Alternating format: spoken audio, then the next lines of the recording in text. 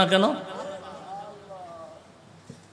সহ্য করতে পারে না তো পারে না, উল্টা বয়ান দিয়া কয় বেশি কাঁদবি না, নবী বেশি কাঁদেন নাই।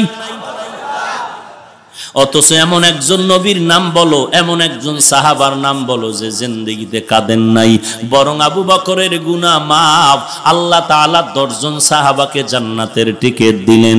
এরপরও তাকায় দেখো, আওয়াবিন ইশরাক, তাহাজ্জুদ বন্ধ নাই, 5 ওয়াক্ত বন্ধ নাই, জিহাদ বন্ধ নাই, নামাজ রোজা বন্ধ নাই, স্ত্রীর হক বন্ধ নাই, মা বাবার হক বন্ধ নাই।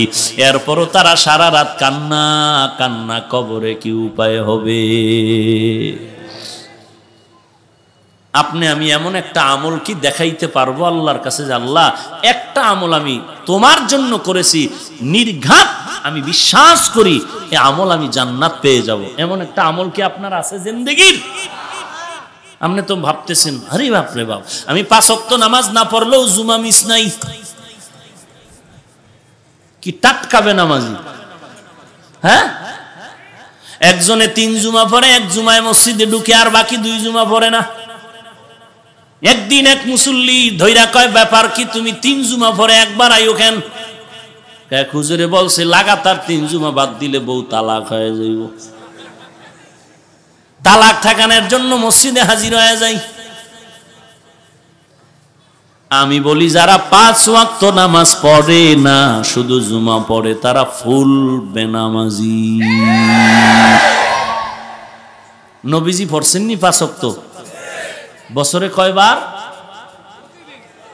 হ্যাঁ, প্রতিদিন কয়বার? আরো জোরে বলেন। একটুখানি নেকের তরে রোজ হাসরের মাঠেতে, বাবা ঘুরবে ছেলের পিছে, ছেলে বাবার আগেতে, আহাতে মন কঠিন দিনেতে, নামাজ তোমায় ভুলবে না, ঠিক মতো পড়িলে নামাজ জান্নাত তোমার ঠিকানা, ঘুমের চেয়ে নামাজ ভালো আর তুমি ঘুমাইও না, ঠিক মতো পড়িলে নামাজ জান্নাত তোমার ঠিকানা। আমার প্রাণের ভাই বোনেরা জলদি করে উঠে যাও, ওযু করে তাড়াতাড়ি নামাজ পড়তে লেগে যাও, আহা নবী বেনামাজির শাফাআত করিবেন না, ঠিক মতো পড়িলে নামাজ জান্নাত তোমার ঠিকানা, ঘুমের চেয়ে নামাজ ভালো আর তুমি ঘুমাইও না, ঠিক মতো পড়িলে নামাজ জান্নাত তোমার ঠিকানা। 5 বেলার নামাজ যদি পড়ো রে গোলাম, আল্লাহ বলেন ও নবী উম্মতের জানায় দেন, আমি আল্লাহ বান্দার উপরে খুশি হইয়া 5 বেলার নামাজের বরকতে 50 ওয়াক্ত নামাজের সওয়াব দিয়ে দিব।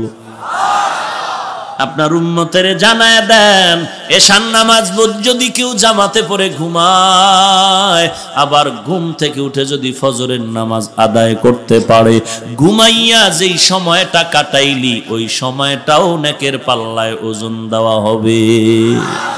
মাকুন সুসুতি নামাজে পাঞ্জে গানা, ফাওয়াইলুল লিল মুসাল্লিনাল্লাযিনা মুমিনারা, ইনামাজে ইমদাদে দা ইস্তাইনু, আয়াতে কুরআন বাখা, আয়াতে কদ আফলাহারা, ইয়াদিকুন গৌর কুন্দর মানিয়াজ দিল সাদিকুন।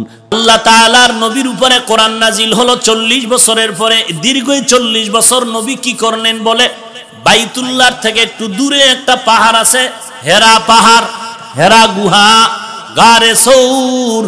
নবী ওখানে গিয়া পাথরের পথ পেরিয়ে, জঙ্গল পেরিয়ে গিয়া আমার নবী ওখানে বাইতুল্লাহর দিকে ফিরে ফিরে আল্লাহর ধ্যানে সময় কাটাতেন। 1 দিন 2 দিন 3 দিন 1 সপ্তাহ নবী আসেন না।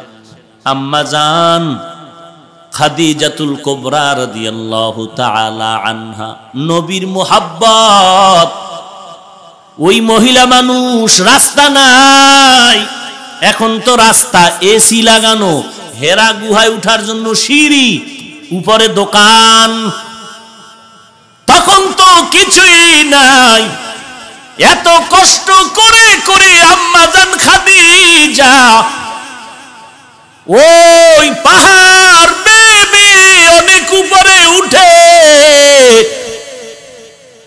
আম্মাজান খাদিজা নবীর কাছে গিয়া গর্তের ভেতরে নেমে নাস্তা পৌঁছায় দিতেন।